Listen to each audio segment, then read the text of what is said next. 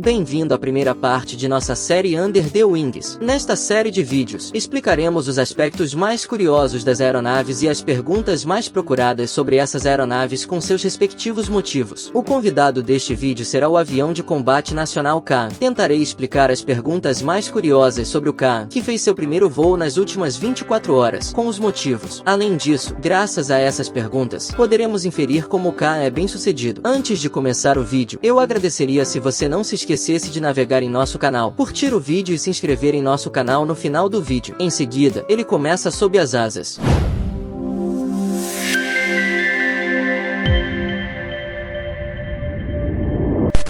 Enquanto o Kaan realizava seu primeiro voo, seus estabilizadores horizontais se moveram durante a decolagem da pista, e muitas pessoas se perguntaram por que esse sistema se moveu. Foi o próprio piloto que fez isso ou foi um detalhe negativo que ocorreu durante a decolagem? Bárbaros Demirbas, que realizou o primeiro voo do Kaan, explicou essa questão. A pergunta mais frequente de ontem foi que vimos um grande movimento no estabilizador horizontal na pista durante a decolagem, o comportamento normal do caráter de controle dessa aeronave. De acordo com essa explicação, em termos mais simples, isso se deve ao projeto da aeronave, e os estabilizadores horizontais do computador da aeronave estão em constante movimento para manter a aeronave mais estável. Durante o voo da Kaan, que durou aproximadamente 13 minutos, foram registradas muitas análises de dados técnicos. As correções e melhorias a serem feitas na aeronave com essas informações de dados permitirão que a aeronave voe com mais segurança. Meu palpite é que muitos outros desenvolvimentos continuarão na aeronave. Talvez até mesmo o trabalho de adição de novos recursos possa ser iniciado. A razão para isso é que a aprovação do F-35 para a Grécia exige que o Kaan tenha tecnologia e recursos mais avançados. O primeiro voo é um voo de calibração. Para obter os dados do primeiro voo, foram seguidas algumas etapas na aeronave. A aeronave foi monitorada do lado de fora em 6 etapas: decolagem, subida, curva, perfis assimétricos, passagem e pouso. O motivo do monitoramento desses ângulos foi um dos fatores mais importantes para saber se havia um vazamento de combustível ou um grande problema visível na aeronave. Externamente, com a ajuda de sensores, também foi examinado como a aeronave reage a seus movimentos instantâneos. Esse já era o ponto mais importante para os engenheiros. Uma das questões mais curiosas foi porque o professor Dr. Temel Kotil, gerente-geral da TAI, não apareceu na câmera durante o primeiro voo da Kaan. Ele estava lá durante o primeiro voo da Kaan ou não compareceu ao primeiro voo da Kaan? Sim, essas perguntas e calúnias voltaram a aparecer nas mídias sociais. Em primeiro lugar, uma pessoa como Temel Kotil, que dedicou sua vida ao setor de aviação, não pode se dar ao luxo de não estar presente no primeiro voo da Kaan, a menos que tenha um trabalho realmente importante. Pelo contrário, ele foi a Hamburgo para uma reunião de negócios com a Airbus sobre os projetos que a TAI está realizando. Essa reunião também foi pré-planejada. Então, por que ele levou o primeiro voo de uma aeronave produzida pela empresa da qual ele era gerente-geral para o dia da reunião? Aqui está a minha opinião de que Temel Kotil está em um plano incrível. Não me parece natural que um projeto que estava em andamento há anos tenha sido cancelado repentinamente no mesmo dia. Certamente não estou tentando denegrir, pelo contrário, acho que foi feita uma jogada muito inteligente, pois quanto menor for a taxa de assinatura do contrato de peças a ser assinado por Temel Kotil em Hamburgo, mais o orçamento a ser alocado para outros projetos aumentará. Em outras palavras, isso pode ter nos permitido comprar peças mais baratas. Na verdade, minha opinião é que foi um movimento sábio planejado inteiramente nessa direção. Então, qual foi o evento que me levou a esses pensamentos? Em primeiro lugar, o voo ocorreu nas primeiras horas da manhã, no horário da Turquia, e Hamburgo, onde o acordo será feito, fica 2 horas atrás do horário da Turquia. Se o Kaan fez seu primeiro voo no momento do acordo e teve tempo suficiente para aparecer no boletim matinal da imprensa estrangeira, a empresa Airbus, onde o acordo será feito, também irá à mesa do acordo nas primeiras horas da manhã, depois de receber a notícia de que o caça doméstico e nacional da Turquia Kaan voa.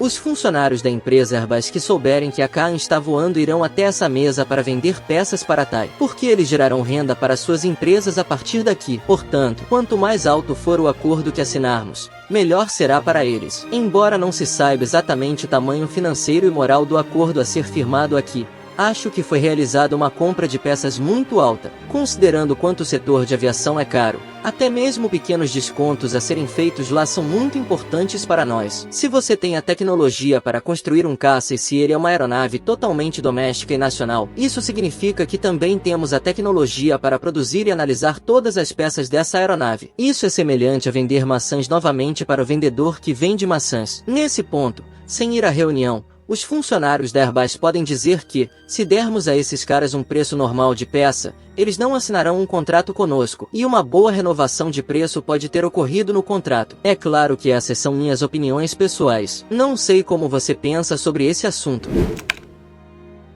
Você deve saber como é difícil construir um caça como o K. Na reunião do Comitê Executivo do Setor de Defesa, realizada em 15 de dezembro de 2010, foi decidido que os requisitos de aeronaves de treinamento a jato e de aeronaves de combate do Comando das Forças Aéreas para a década de 2020 seriam desenvolvidos com recursos nacionais. Isso prova que a Turquia está realmente tentando aumentar seu poder no mundo com projetos de longo prazo em vez de projetos de curto prazo. Imagine que a equipe se reuniu na década de 2010 para fazer um projeto e deixá-lo ser doméstico e nacional, mas sejamos realistas, e quando o projeto for concluído, teremos nossa própria aeronave que podemos usar em treinamento e guerra para a Força Aérea após a década de 2020, e testemunhamos o primeiro voo do K em 21 de fevereiro de 2024. Realmente acho que nem eles mesmos conseguem descrever a felicidade que sentiram.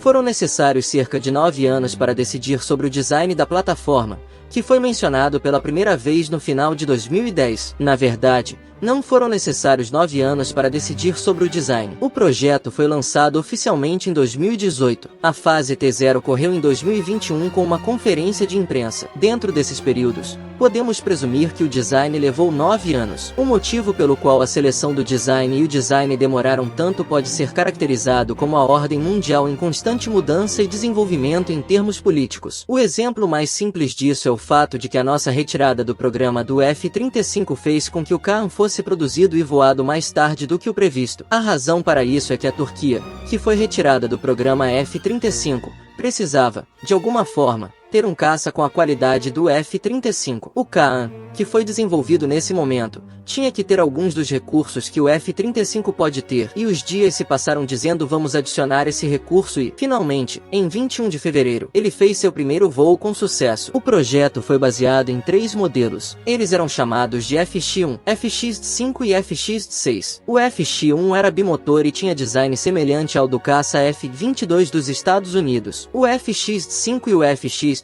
seriam variantes de motor único. O FX-5 deveria ser semelhante ao F-16, enquanto o FX-6 deveria ser semelhante ao projeto do Saab JAS-39. Na reunião realizada em janeiro de 2015, devido aos altos custos, decidiu-se fazer o melhor possível e o modelo FX-1 foi selecionado.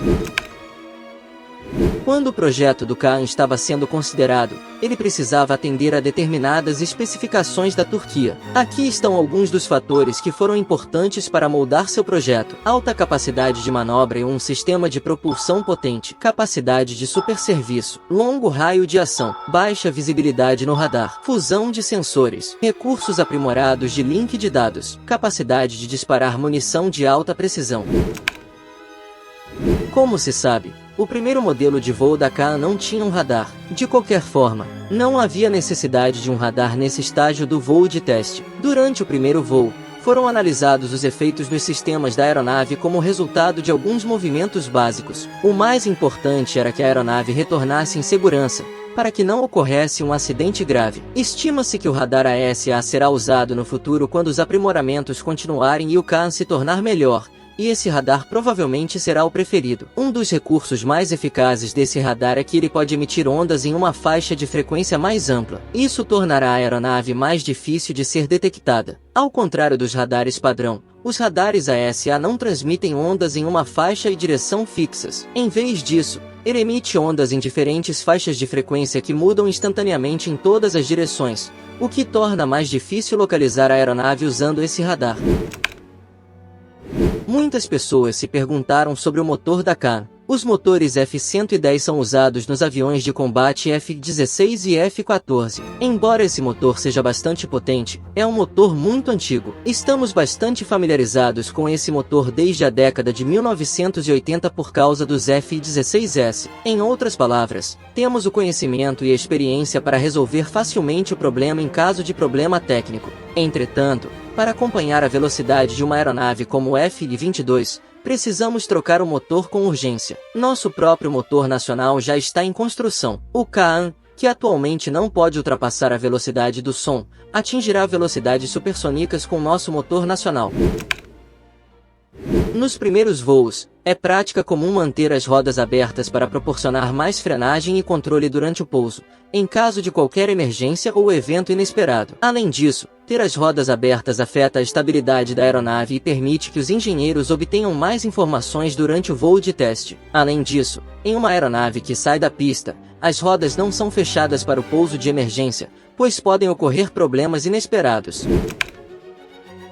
A Kaan tem 2 motores F-110. Cada motor tem 29.000 libras de empuxo. Em condições normais, ele pode voar a 40.000 pés a uma velocidade média de 1,8 Mach, ou seja, 2.205 km por hora. Se desejar, pode atingir até 55.000 pés. Devido à sua semelhança com o F-22, é uma questão de debate qual deles é mais rápido. O F-22 pode voar a uma velocidade de 2,25 Mach, ou seja, 2.756 km por hora. Entretanto, essa velocidade é uma das velocidades exageradas válidas nas melhores condições climáticas e sem carga. Por outro lado, em média, sua maior velocidade é considerada 2.414 km por hora.